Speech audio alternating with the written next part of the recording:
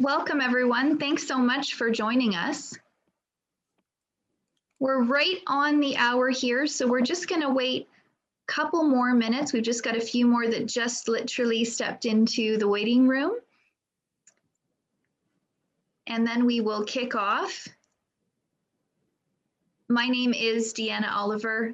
I'm very happy to be here with you today, and I'll be introducing the main speakers in just a moment. We did have over 200 register for this event, so you'll have to just excuse me if I toggle back and forth a little bit. I'll just be taking moments to let everybody in and make sure that everyone has a chance to participate. Just a few housekeeping things before we get into the presentation. If everyone could leave themselves on mute during the duration of the presentation, I think there may be a couple minutes at the end if there are any immediate questions. We'll also have contact information for each of the organizations represented. So certainly, anything that you don't get to ask or inquire about within the confines of this next little bit, you can also follow up, and we're happy to obviously help and answer any questions that you have. Just a few more that I'm letting in at this time. And then I think what we will do is just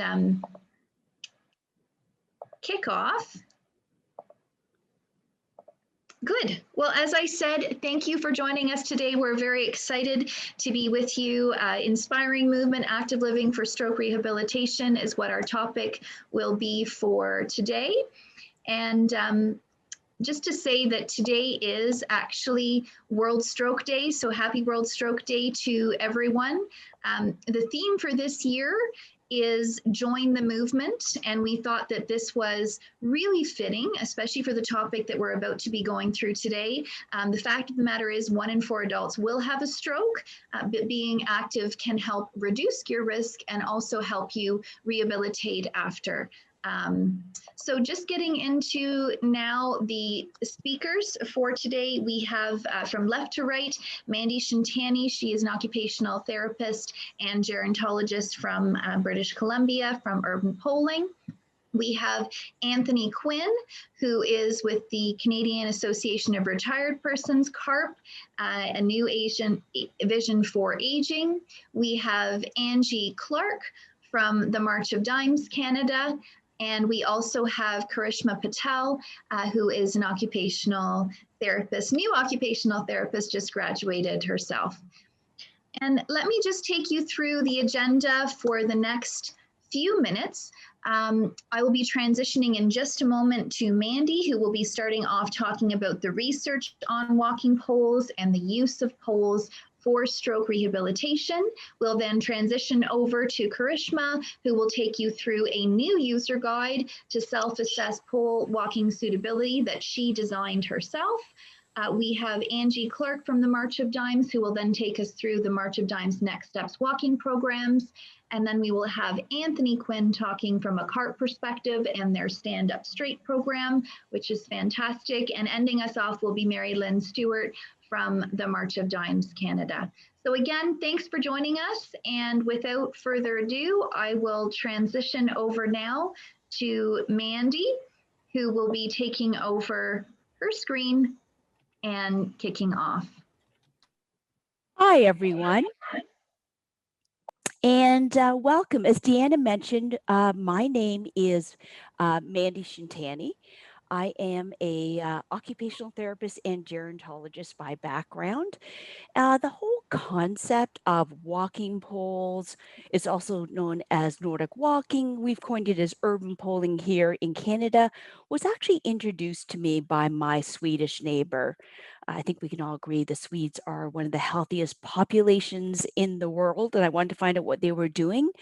And what I was amazed at is that there are over 300 independent peer-reviewed studies on PubMed on walking poles. And what was really exciting is how they really target the goals we're trying to achieve for people recovering from a stroke or stroke rehabilitation. So it facilitates movement of both arms, weight bearing on that affected leg, forces you to be more forward facing with your posture, confidence for walking, and of course, just promoting active living and being out in the community. So, from looking at all that evidence based research and being really excited about this new tool, we developed the Activator Pole. We actually have 11 studies that have been done on the Activator Poles. And we looked at developing a pole and a technique that would be more in line and safer and more effective for rehabilitation and for those who've had a stroke. So let's just go back to the basics.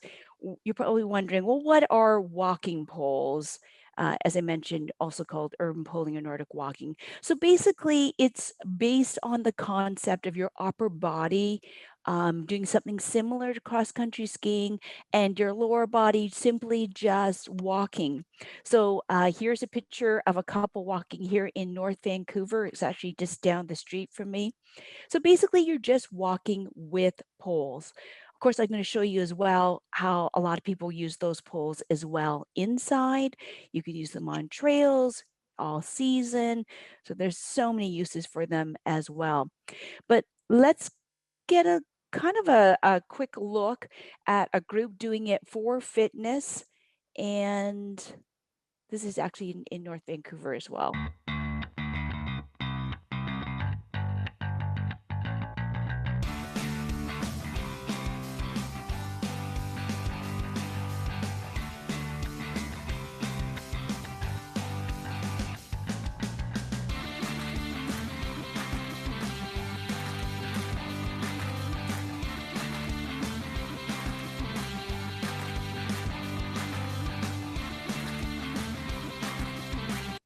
Okay, so that's how it looks when you're doing the activity for fitness. I am going to show you, of course, how to modify and adapt that if you've had a stroke. But hopefully, from the video, you just got an idea of how much fun the activity is, how it gets you outside. Of course, right now, during COVID, walking is one of the few recommended activities that we can all do safely. So you can easily do this with a lot of, social distancing. And as you can see here, you can also do it for exercise. But hopefully, you also got an idea of how that really promotes your upper body to move. It is based on your normal walking pattern, which is opposite arm and leg, which is sort of one of the hallmarks of um, stroke rehabilitation. Okay, so let's just compare it to walking alone and how does it benefit for you if you've had a stroke? So, walking is a fantastic activity. I'm a huge walker myself. But one of the things with walking is that you're primarily just using your lower extremity muscles, as you can see here. Whereas when you are using walking poles, you are now using 75 to 90% of your muscles. So it turns walking into a full body workout. And again, if you've had a stroke, we really want you to use both sides of your body. When you're pushing down on the pole, you are forcing yourself into more of an upright position. And again, same movement as opposite arm and leg. So, as therapists, and I can say this for myself, what we commonly do when you've had a stroke is we recommend you use a cane. So, let me just talk to you about some of the challenges with the cane. So, if you're using a cane, we're putting something in your hand that is giving you a sensory cue because of course you can feel that handle in your hand, you can hear it. So auditory cueing as it hits the ground. Of course, when it hits the ground, you're getting that vibration as well through your normal side of your body. And of course, visually, you can see it. And so all that cueing is making you turn towards the cane. That's why we see a lot of that trunk rotation, as you can see with the person here, because she's turning to look at that cane. When you're using just one cane, of course, there's nothing that your affected arm needs to do. And also we have that what a lot of therapists call as hip hiking, meaning that you swing that your affected leg or your weak leg around, right? You don't put any weight on it. You're also leaning on your cane in a hyperextended position, okay, which actually places the greatest amount of stress on your wrist joint. So let's just look at this video.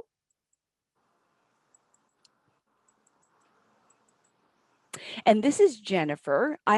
Jennifer volunteered for me to take a video. She's actually from one of the March of Dime stroke support groups that we have here at the Oak Ridge Center in Vancouver. Jennifer's actually had 2 strokes. She went and talked to her physical therapist because she said, you know what, I'm using a cane and I can tell that my arm and my leg on my normal side is starting to get, the muscles are starting to get bigger.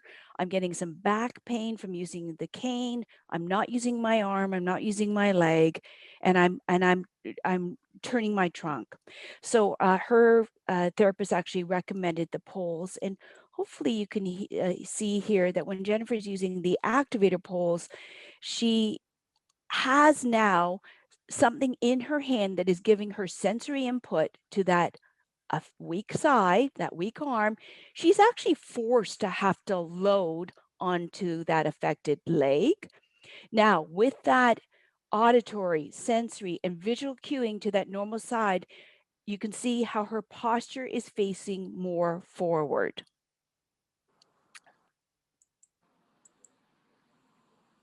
And again, she uses the poles in one of the March of Dime walking programs. They're going to talk a little about that later on. And I just love this quote from Carol. She said, you know, having a stroke is challenging, but going to these groups where it's all about walking and using the poles. It's a wonderful experience to connect with people experiencing the same struggle. So just an idea, if you've got a walking program that we're going to talk about later on, some people may be able to join with the walking poles. Now, if your arm is, you might be wondering, okay, I have an arm that is significantly affected.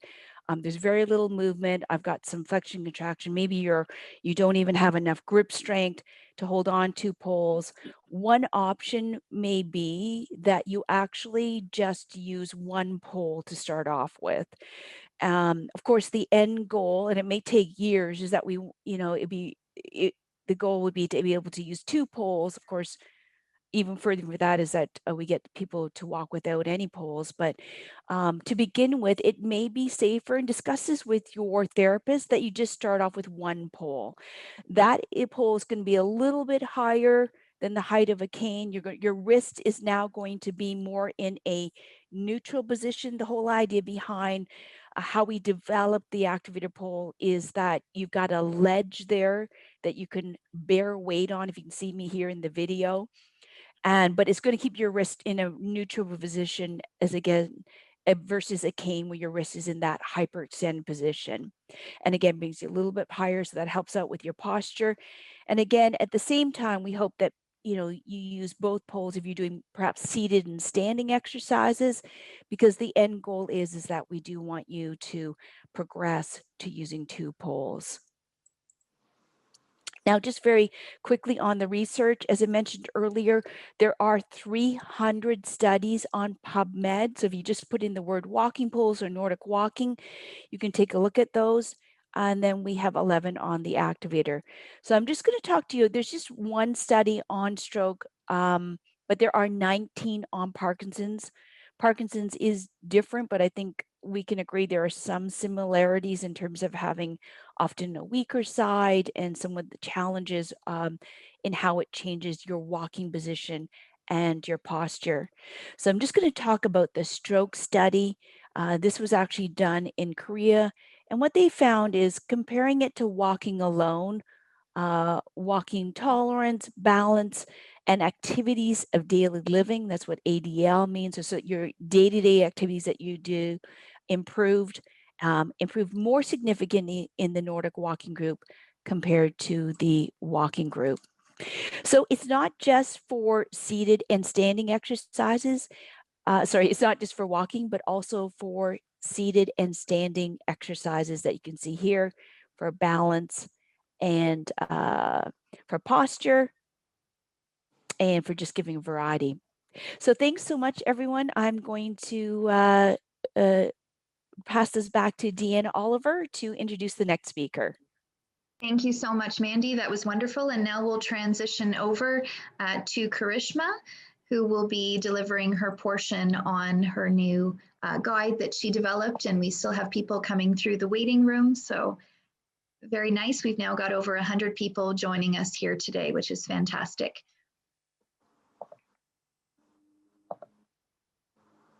Okay. Okay. Wonderful. Perfect. Thank you, Mandy, for your presentation, and Deanna for your introduction. My name is Karishma Patel, and I've completed my Master's of Science in Occupational Therapy from the University of Toronto. This past April to June, I completed my Fieldwork 3 placement virtually with the Canadian Association of Retired Persons. And in collaboration with CARP, March of Dimes Canada, and Urban Polling, a guide titled Exercising with Walking Poles was developed with the hope that this resource would be used by stroke survivors and by those who are interested in exploring whether pole walking is a good fit for them based on their current functional abilities.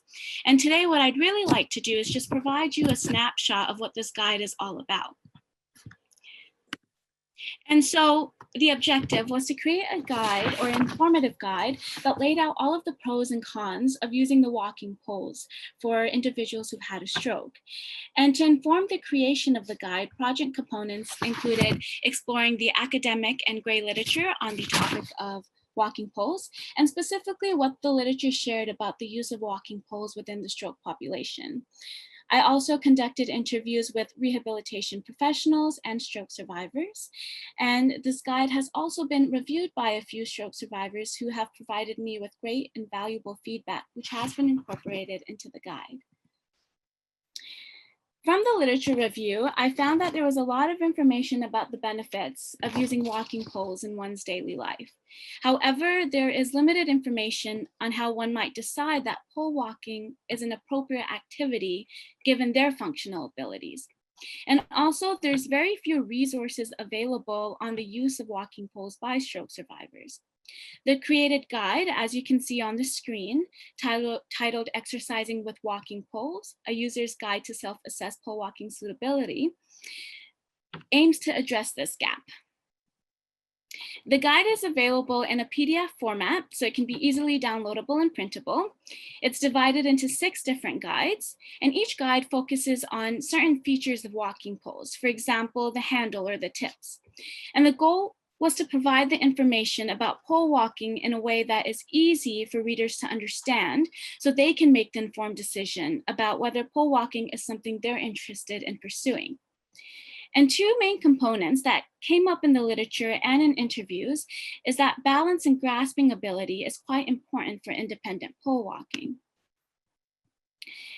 So here, Guide 1 includes information about what pole walking is in general and extra considerations of using walking poles within the stroke population. And then, so for example, in the guide, it discusses that the effects of a stroke looks different for every person. However, independent pole walking does require one to have certain physical abilities, such as balance and coordination while walking. And so while the guide does outline the benefits of active living in general, it also provides information about a new type of activity, specifically pole walking, that one may consider during their rehabilitation journey. Now, to assist with this decision-making process of is pole walking a good fit for me right now, Guide 1 includes 2 decision-making trees. And the questions asked in the decision tree are activity-based. So for example, here's the first tree, which asks questions related to balance. And an example is, do you feel unsteady on your feet when getting in and out of the bathtub? When you follow the arrows, it'll lead you to another section in the guide to explore. And specifically here, it may lead you to a section in the guide, which provides some examples on balance exercises, And then also to another section in the guide, which provides more detail about how walking poles may help support one's balance. And there's also an online version of the tree to limit the amount of stimuli one has to process. And there are pictures paired with each question. I also wanted to share the second decision tree, which asks questions related to hand grasping abilities. And similar to the first tree, it also has an online form where each question is paired with a picture. And so for an example here, when using your affected hand, are you able to twist open jar lids? The tree leads to 3 sections. One section leads to hand grasping exercises. Another section will lead to more information on how walking poles can support one's hands and wrists. And the third section provides some consideration on the different types of locking mechanism, which I will talk about briefly. Guide 2 provides information about how walking poles may help one's balance and information about the different types of tip features that can be found on the bottom of the walking poles. And I'll just let the slide linger here for a few seconds so you can just skim and see what's in the guide there.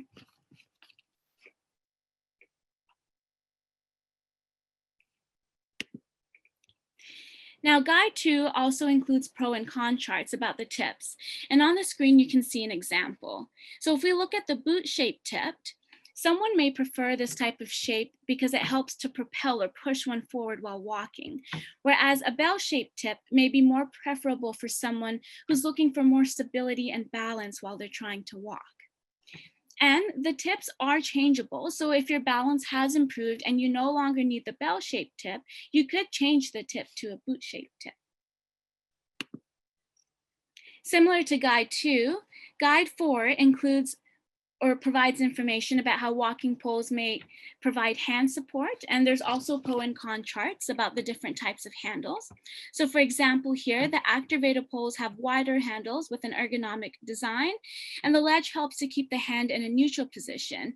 However, a con may be that if one has difficulty with grasping using their stroke affected hand, they may not be able to keep a grip on the handle. And in Guide 4, there's information about the different types of locking mechanisms found on walking poles, and there are 2 main types. So one type here is the turning lock mechanism, which may be more difficult for individuals who may not necessarily have that ability or control in their wrists to do the tightening motion or the twisting motion. Alternatively, there is a button lock mechanism, which may be a better fit. And it's also similar to the type of locking mechanisms that are found on canes. And then also in the box here, you can see a reminder to take into consideration one's height and weight to make sure that the length of the walking pole is appropriate for the height and that also their weight will be supported.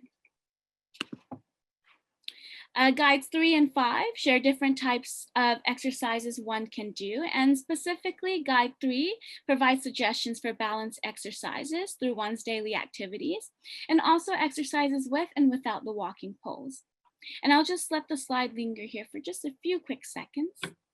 And I also just want to mention that in the guide, it also outlines what vibration is and some anti-vibration features to keep an eye out for when you're exploring all the different types of walking poles that are available. Here, Guide 5 provides some suggestions of hand grasping and strengthening exercises through daily activities and with and without the walking poles. And then lastly, the final guide provides a checklist on some considerations about how to get started.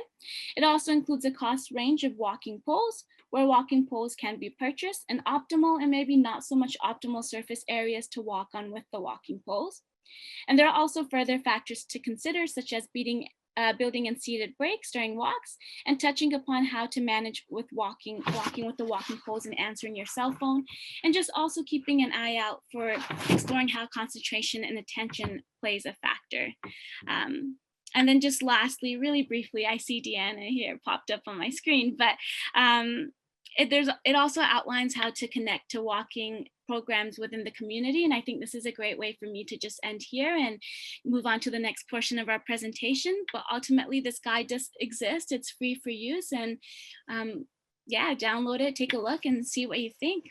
But thank you. And if you have any questions, my email will be at the end of the presentation. Thank you so much, Karishma. That was wonderful. And now we will be moving on to our next speaker, and that will be Angie from the March of Dimes. So I'm just going to enable Angie to begin sharing her screen. And thank you again to everyone. We're now up to 110 people joining us today. We really appreciate the time that everybody is investing, and thank all the guest speakers. Hi, everyone. Thank you. Can everyone hear me okay? Yes. Okay, great. Thank you. Thank you for the introduction. My name is Angie Clark, and I oversee, one of the programs I oversee is the Next Steps walking program in Oakville and in Mississauga. This program started as a pilot project just over 2 years ago, and that's when I became involved with March of Dimes. It's been a great program to be a part of. I've enjoyed watching the participants work hard to reach their goals. So, what is Next Steps? Next Steps is a program that focuses on having fun, setting goals, and staying motivated while walking. This weekly program meets and operates at an indoor mall setting with easy access to washrooms and seating. Every program is a little bit different. So my Oakville group, they socialize before and then they walk after, whereas my Mississauga group, they walk first and then socialize after. So it just depends on the program and how it works there. When you come for the first time, all participants have access to the urban polling Activator Poles. I have them for free use to borrow while you're at the program. I set the poles to the appropriate height and then do a brief tutorial of how it works. And then they go off on their own. At first, it can be a little bit difficult using the poles, but once they get the hang of it, they really enjoy using them and it really helps them reach their goal. So every participant walks at their own pace and distance. So some stroke survivors walk on their own, some walk with another stroke survivor, and some walk with a volunteer. I have one participant that just prefers to walk on her own. She focuses on her foot placement, where the pole is, how many laps that she does. She prefers to do that. It helps her reach her goal a little bit easier by walking on her own.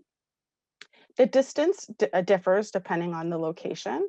So our Oakville location, 1 lap is equivalent to 0.5 kilometers, whereas in Mississauga, the lap is equivalent to 0.25 kilometers.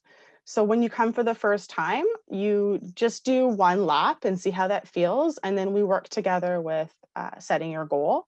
There's plenty of seating along the way, which is like very useful, especially with the Oakville location being a little bit of a further distance. Another great benefit of the program is that it helps build friendships. Some participants have lunch together after the program is done. Some participants will run errands together, which is another great benefit of being at the mall. We also find that it encourages, by building these friendships, it has encouraged stroke survivors to join other programs. So they talk about other programs that work for them, and then it gives them confidence to try out different programs, knowing that they have a friend there. So how do you join? You just need to show up. When you show up, there's a program information sheet for you to fill out. And if you have any issues filling it out, one of the volunteers can help you. So unfortunately, due to COVID-19, the Next Steps walking program has been put on hold temporarily because we're not meeting in person. However, when we are meeting in person, there's various locations in British Columbia. There's Oakville, Barrie, and Mississauga in Ontario. We're working on adding a Next Steps program out east. Another great thing about the location where we meet in the mall is for every city, we try to meet where the mobility transit does their drop off and pickup location. That way, if you are taking the mobility transit in that city, you are able to, as soon as you show up, you see us there right away. And then when you leave, we're already waiting there anyways. So that way you're less likely to miss your ride, because I know that sometimes that can be a concern. So what we're working on right now is we're trying to develop a virtual next steps walking program. So we hope to have that ready very soon. What it will include is an exercise component and a social component. So it will look very similar to how the program works normally without COVID-19 interrupting. And we'll have breakout rooms so people can meet with either like interests or also with common cities. So I have my information there on the sheet. Another option is that you can contact our warm line. You can leave a message and we can call you back. So I wanted to include some testimonials. So one participant said, I really like the great support. I've made new friends. Another participant said, my walking has really improved. I feel so much stronger. I had one participant that joined, he was more eager to socialize than to walk. So when he came, he would walk one lap. I think it was just to appease me. And then he would go on and socialize. And as the weeks and months went on, he started walking more and more. He was motivated seeing everyone else achieve their goals. And he worked really hard. And right before we had to put the program on hold because of COVID, he was doing 5 laps. So if you're looking for something to do right now, March of Dimes offers various virtual programming. So this is what a typical week looks like. If you can see, we offer various programs throughout the week. So hopefully one day in the week that you have free and you're looking for something to do, one of these programs would fit. So just to tell you a little bit more about these programs, we have the Ask the Expert and special interest topics. One of the topics that we had was the Canadian Revenue Agency. We have Aphasia Connect virtual program, which joins people with aphasia and other communication disorders together in an opportunity to meet new people and stay connected.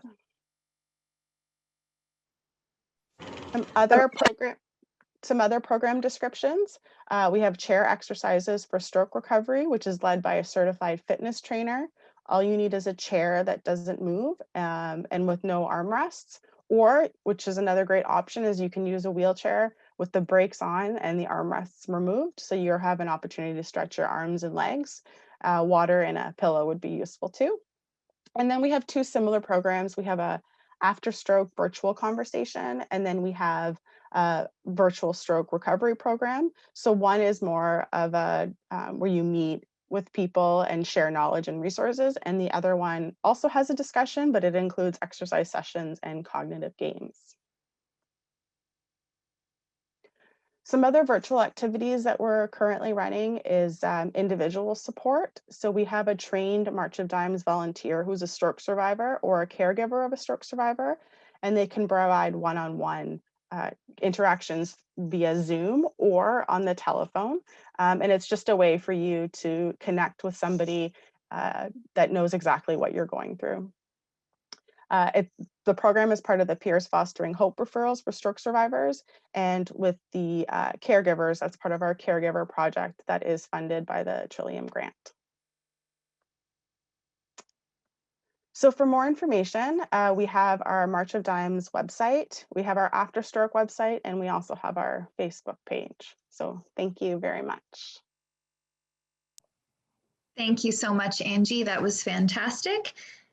And now we will transition over to Anthony, who will be sharing his screen momentarily.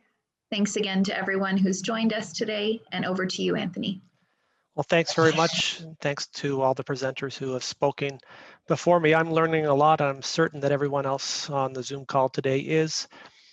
My name is Anthony Quinn. I'm the Chief Community Officer at CARP. CARP is the Canadian Association of Retired Persons. We don't necessarily say retired. You need not be retired to join our group. But what we do is we advocate to the government on behalf of Canadians as we are aging. And we ask the government to make sure that when they are putting policies together and they're thinking about how to spend the money that the government collects, how to best use it on behalf of older Canadians. And that's CARP's role, is to advocate to the government on behalf of Canadians as we're all aging. And it was about 2.5 years ago at a policy meeting that CARP said, we've been asking a lot of government to help us with healthcare, to help us with our finances, to help us. And we looked in the mirror and said, Anthony, yes. your slides aren't sharing for some reason. I'm Could not you sharing anything. I'm just talking right now. Oh, perfect. I'm so sorry. Okay. And we asked the government, we stopped and thought to ourselves, we looked in the mirror and said, we've been asking the government, what should we be doing for ourselves? And we added a new component to our top 5 list of things that we were asking the government. And that was specifically to say, it's time for our members, for older adults in Canada, and perhaps everyone, to stand up straight, get off their butts, and participate in their own health care. Now, when I was reading more about World Stroke Day and finding out that 1 in 4 people in Canada will have a stroke, those are some very serious numbers. And that's part of the message that CARP had put together with our Stand Up Straight campaign. And the goal was to really encourage everyone who is a CARP member, every older adult, and everyone across the country to participate in some sort of physical activity. And walking and support of urban poles were 2 of the things we encouraged our members to get involved with. So that campaign started in 2018 and continues. And I will share my screen now, just to highlight some of the efforts that CARP has put together. And I want to take a moment to share this video, and I'll have to unattach my headset for a moment to play the video. But this is Dr. Iris Gorfinkel, and Dr. Gorfinkel was our medical expert who spoke about the importance of physical fitness and exercise in everyone's preventative health. So I just want to share this video if I can.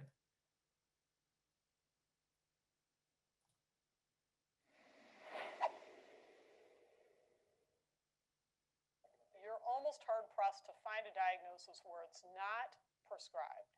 So it'd be better to ask me, what are the conditions that make you say you can't do the exercise? Frankly, everybody should be doing it. The number needed to treat is 1. For every patient we tell to exercise, we're helping 1 patient. And that's not true for a lot of the things we recommend. For example, if you're on a statin drug, how many people do you think have to take that to be helped? Answer, 30. And that's if you're high risk. So that's, if you're not high risk, you're talking 50 to 100 people on the drug to save 1 person. I'm not undermining those. Those are still important aspects of care. But the number needed to treat with exercise is literally 1.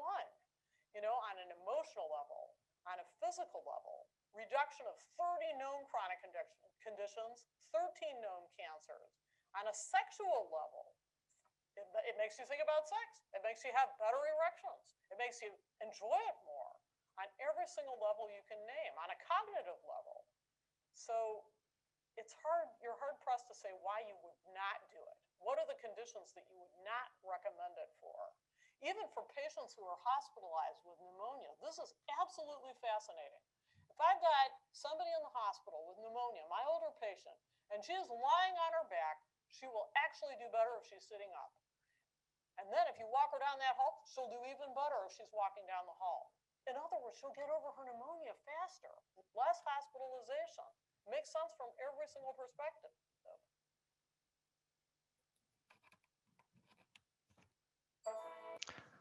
So I just wanted to play that as it emphasizes CARP's interest in putting the responsibility on ourselves.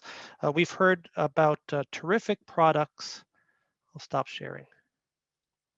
We've heard about terrific products to help us with our physical fitness, and there are studies to show that they work, and there are manuals to help us do that. And there's support through the March of Dimes and other groups to facilitate these events. But what CARP is saying in our Stand Up Straight and Get Moving campaign is that the impetus is on us to do it for ourselves. CARP will be continuing to encourage all of our members and all Canadians to participate in their own healthcare through physical activity. And the urban polling partnership that we have is one of the ways that we do that. And perhaps I'll end there with an encouragement to everyone to take that look in the mirror that we've had and ask our members to do it and participate, stand up straight, and get moving. And maybe a question to our fellow panelists, is CARP still offering an opportunity to get those urban polls on our website? Yes, absolutely. Still there, CARP special. Great. Thanks, everyone. Thank you so much, Anthony. That was wonderful. I really enjoyed that video, and Dr. Iris for sure had some wonderful things to say. And now I'll be passing it over to Mary Lynn Stewart, who is with the March of Dimes Canada, and she will give a brief introduction for herself and also just close off our presentation for today. And just a reminder, if you could keep yourself muted just during these last few minutes, then we will be just respectful of everyone and being able to hear. Mary Lynn, are you able to I'm unmute and I'll unvideo myself too, as they say. Wonderful. Well, thank you, everybody. And wow, I learn every time. I've had a pair of poles for probably 5-6 years, and the benefits are so much. And thank you, everybody, for the presentations, and thank you, CARP, for the partnership, and that Workday is such a celebration because obviously our after stroke program. So just want to say thank you, and we hope to do this again very soon. And just a big shout out and thank you to everybody for being attending today. So Deanna, back to you. Thank you, Mary Lynn. That was wonderful. And just to say here that, you know, everybody's contact information we've put up here. Angie's we will share also in the chat, and Anthony, and just our general info at. So if anybody has any questions, certainly do feel free to reach out. We're all very happy to help. And thank you again to Angie from the March of Dimes, Anthony on behalf of CARP, as well as Karishma, who is just going to be a tremendous force in our healthcare system moving forward as a new OT graduate, and also Mandy Shintani. We just thank everyone who joined us here today. There will be a recording of this presentation if you know people that perhaps couldn't participate, and certainly everybody that registered, even if they couldn't attend live, will also receive that recording. And also we will follow up. I know many people had questions about how they can get access to the guide, and that will be part of the follow-up information as well. So thanks again, everyone. And we wish you a wonderful rest of your day and a very active next, well, forever. Stay active.